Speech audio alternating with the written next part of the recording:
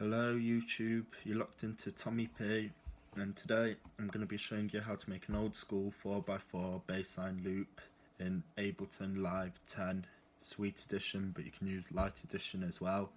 I'm going to go over the construction of the beat, adding some shuffle to it, gain staging, adding some basic effects like EQ and compression to make it sound clean and fat.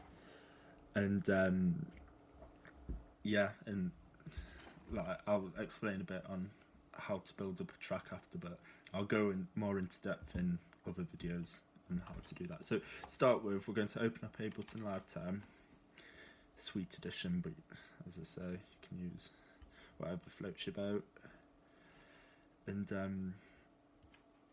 I'm going to be using some drum samples by JG. I'll put a link to them in the description, but any good garage or drum and bass drums should work fine. And so to start with, you've got these 4 note lanes. If you go into instruments and double click drum rack, you should open another note lane, drum rack in. If you go to the top of your first note lane, click it, hold down shift, and go to the top of the 4th one along, click it, click delete, then you've just got your drum rack, and that's all you need to start with. So here, this box in the bottom left hand side of the screen is where you load in your drum samples. I'm going to be using JG's old school bassline pack, like I said. So I'm going to use a kick. Let it load. I'm going to use some claps, so I'm going to use clap 1, 3 and 14, and I'll just let you hear how these sound. So the C kick, clap, clap, clap. I'm going to be using a snare. Load that into E1. I'm going to be using 2 hats. I'm going to be using hat 5 and hat 10. So we've got an open hi-hat and closed hi-hat. That's quite important. We've got one of each. And some percussion, so I'm going to be using this little bongo type sound. I'm not sure how to describe it. Right, to start with, we need to construct the beat. So if we go to this first little bit in the drum rack, double click it and drag this up so we can see. Yeah, my screen resolution is quite funny because I'm using a TV, so everything's quite big, but you can just apply it into your own DAW. So what I'm going to do is, for starters, this is only 4 bars, so you're quite restricted on the variation of your beat. So I'm going to go up here and click that bar, drag it along until I get to number 3. And then here, I'm going to click there, drag upwards so we can see it, and we've got 4 bars to work with. To start with, I'm going to draw in some kicks. Like so. You can just do it individually if you don't want to copy and paste them. I'm going to draw in some claps on the offbeat of the kick, like so. So it should sound like this. I'm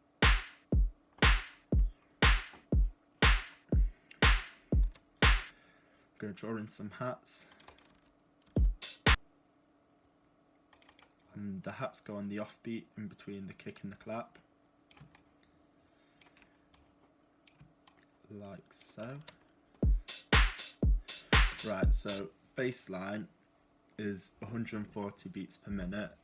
When you open up Ableton, it's automatically set at 120 beats per minute, which is a bit slower. It's good for house music, but So we just go up to the top left hand corner where the BPM is, it says 120, click, drag up until we get to 140. So when we play this loop, it's a bit faster. So we're going to draw in some other hi-hats to fill in some of the gaps to make it a bit more varied and interesting. So just copy me and you'll get the same beat. And here.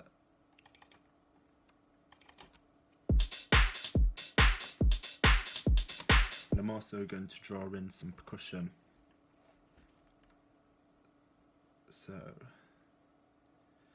go here, here and here. As you can see, it's starting to sound like a bassline beat. It's quite interesting, but can make it a bit more interesting by adding some shuffle. So here, if you click down here, opens up the groove pool. If you open that up, and if you go to the search bar, type in MPC 16 and click on all results, and then go down to MPC swing. I go for about 70 and drag it into this area, the groove pool, and that means you've got that loaded up and ready to use. So you can minimize the groove pool again. If you go to the bottom left hand side whilst this drum rack's selected, it says groove here. So drop down menu underneath, drop the menu down and select MPC 16 swing 70. And then if you listen to it, a bit bouncier, it's got a bit more shuffle to it. But we've got a bit of a problem where we've got red lines. Red line means the sound is going above 0 decibels, and when it red lines, it distorts and the sound quality degrades. So what we want to do is stage the gain so it's not redlining, and do a bit of mixing so it sounds a bit more together. So say the kicks playing at a certain level, the claps playing at the right level so they sound good together and they're not redlining. So what I tend to do is I'll open up the drum rack. What I'll start by doing is, and usually I'll do this at the start of a project, is if I go to the master channel, I'll put this all the way up to full, and it means if I'm mixing everything to 0 decibels at the end of the project, so nothing's going above 0 decibels, at the end of the project I can right click this, click return to default, and everything's hitting -6 decibels, so it's ready to go straight to the mastering engineer, and it's a nice level for them to finish the mastering process. So I'll put that on full, and then I'll start by turning all the faders down. Now, as you can see, we've got 3 claps here, so they're going to be layered together. So what I tend to do is I'll click the first one, hold down shift, click the last one, right click and group them, and that means they're all together. And from here what I tend to do is turn all the faders down to 0, apart from the kick drum.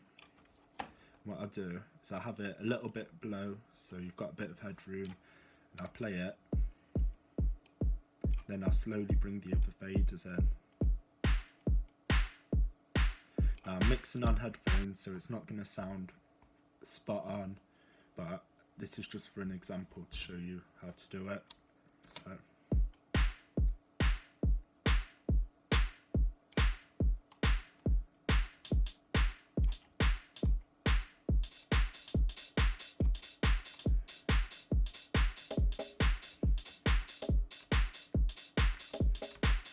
right, so we've got that, and it's not hitting 0 anywhere. What we're going to do is a bit of FX. So we're going to start with some EQ. So what I tend to do is, a lot of people will chuck on like lots of processing on, like compression, distortion, saturation.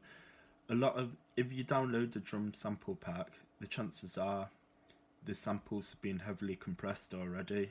So on individual hits, I tend to just do a bit of EQ, and usually it's not really boosting anything, it's just cutting frequencies that we don't want to be there, and also like frequencies that might be clashing with other pieces, instruments. So what I do is I'll go into audio effects, and I'll start with the kick, and I'll drag the EQ8 into the kick, like so. And all I'll do is I'll go down to here and use this drop down, put it to ×4, and that just makes it so it's cancelling anything that's playing underneath the value we put into here. So I'm going to, for the kick drum, there's quite a lot of low end in it, like low end noise, so we don't want to go too high with this, so I'd put it to about 40 Hertz, and it means anything below 40 Hertz isn't being played. And that's all that's all I'll do with the kick drum, that's it. With your claps, I'll do the same, I'll drag in EQ into it, but anything other than the kick, like you want the kick and the bass is the only thing that should be playing in the lower frequency spectrum. So everything else I could usually cut off about 120, 130 Hertz, and it means it's not clashing with the kick and the bass, because that's all you want in the low end. So I'm going to put this to 130 Hertz,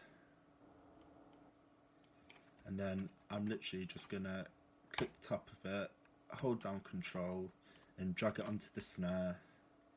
Do the same, click it, hold down Control, add onto the hats, and the percussion as well. And that just means that the kick's just got a bit more, and when you eventually add in your bass lines, there's a bit more room for it to breathe. And as far as compression goes, I won't usually use compression, but here I've got 3 claps playing at the same time. And what I want to do is just catch like about a decibel of them peaks, so you can hear they're all clearly heard. So what I'll do is I'll get a glue compressor. You can use plugins, but like Abletons ones are really good. I'll just literally drag on a glue compressor onto the claps, like so, and I'll leave the attack and release time. I might turn the ratio down to 2 to 4, just so it's not as aggressive, and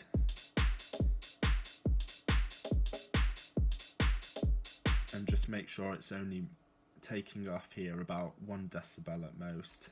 So if you move the threshold, you'll see it's this moves and will take maybe 5-10 decibels off, like show you.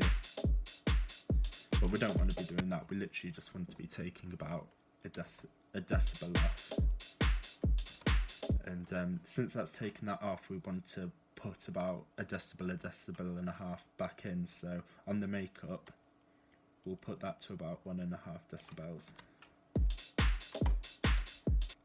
And yeah, that's as much as I'll do for compression.